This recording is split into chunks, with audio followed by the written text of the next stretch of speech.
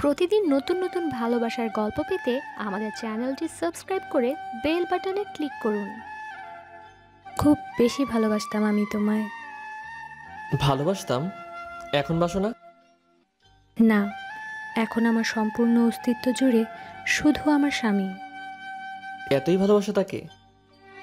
সে মানুষটাই এমন, যাকে ভালো না বেসে থাকা যায় না।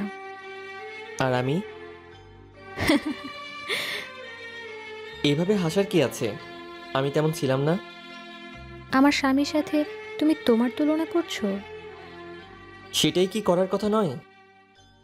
অবাক লাগে। এই জায়গাটাতে তো আমারই থাকার কথা ছিল, তাই না? তুমি আমাকে অবহেলা করেছিলে। এতটুকুর জন্য এত বড় শাস্তি? ব্যাপারটা তোমার জন্য এতটুকু হলেও আমার জন্য এতটুকু ছিল না।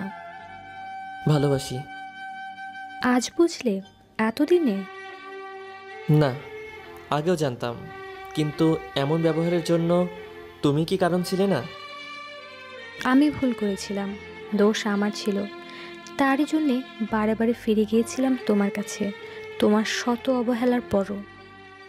আমিও তো কষ্ট পেয়েছিলাম তোমার জন্য। ভালো তো আমিও বাসতাম তোমাকে। দোষ তোমার ছিল, অভিমান হয়েছিল খুব বেশি। ক্ষমা করার জন্য আর একটু সময় কি দিতে পারতে না? সব কিছুরই একটা সীমা থাকে। আমিও তো একটা মানুষ, আমারও তো মন ভাঙে, অভিমান আমারও তো হয়।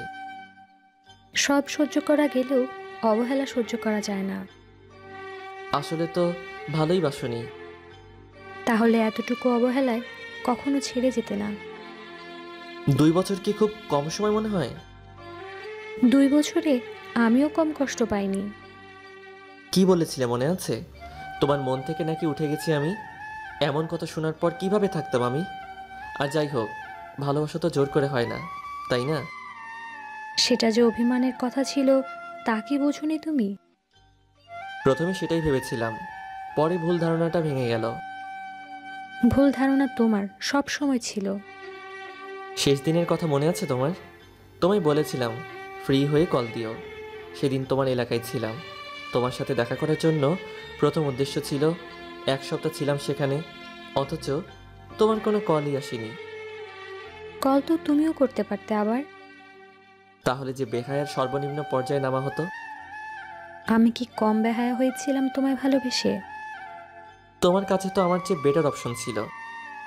ভালো তো আমি তোমাকেই বেসেছিলাম, ওকে তো বাসিনি।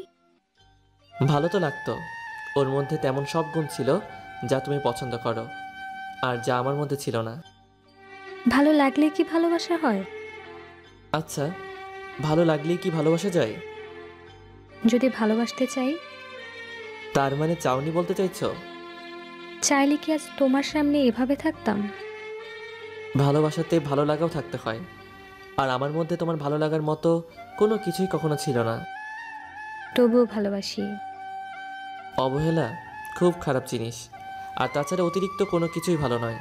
সহ্য শক্তির শেষ সীমানায় পৌঁছেছিলাম আমি। সব ভুল কি একা আমার? এক জীবনে সবাই সব পায় না, কিছু কিছু জিনিস পেতে ভাগ্যের দরকার হয়। তাই তো তুমি এমন একটা জামাই পেলে যাকে ভালো না বেসে থাকা যায় না। ভাগ্য কেবল আমারই খারাপ। এখনো কি ভালোবাসো? এখনো অপেক্ষা করি। এমন অপেক্ষার কি কোনো মানে আছে? হয়তো আছে, হয়তো নেই। তোমার হাতে হয়তো আর সময় নেই।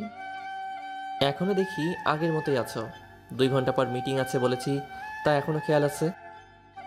তুমি তো সবসময় এমন ছিলে, সারা জীবন এমনই থাকলে হবে? সবসময় কি সব কিছু ঠিক থাকতে হয়? কিছু জিনিস থাক না, সারা জীবনে অন্যের জন্য তোলা। সেই অন্যজন তো আর কখনোই সেই তোলা জিনিসটার দায়িত্ব নেবে না। কিছু জিনিস বেঠিকই ভালো। এটা বোকামি না? আসি এখন, নইলে খুব বেশি দেরি হয়ে যাবে। কথাগুলো বলেই শুভ চলে যাওয়ার জন্য উঠে দাঁড়ালো। ওর সাথে আমিও উঠে দাঁড়ালাম। আচ্ছা, ভালো থেকো, নিজের খেয়াল রেখো। হুম, রাখছি তো খুব খেয়াল। তাহলে চলো, তোমাকেও এগিয়ে দেই। কোথায় যাচ্ছিলে? না, তার প্রয়োজন নেই। এখানের পরিবেশটা বেশ সুন্দর, আমার আরেকটু থাকতে ইচ্ছে করছে। তুমি যাও। তাহলে আমিও থাকি। মিটিংটা আজ ক্যান্সেল করে দেই। আগের মতো পাগলামি করো না, এখন সময় বদলেছে, আর এটা বাস্তব। সময় না, মানুষগুলো বদলেছে। ঠিক আছে, আসি, ভালো থেকো।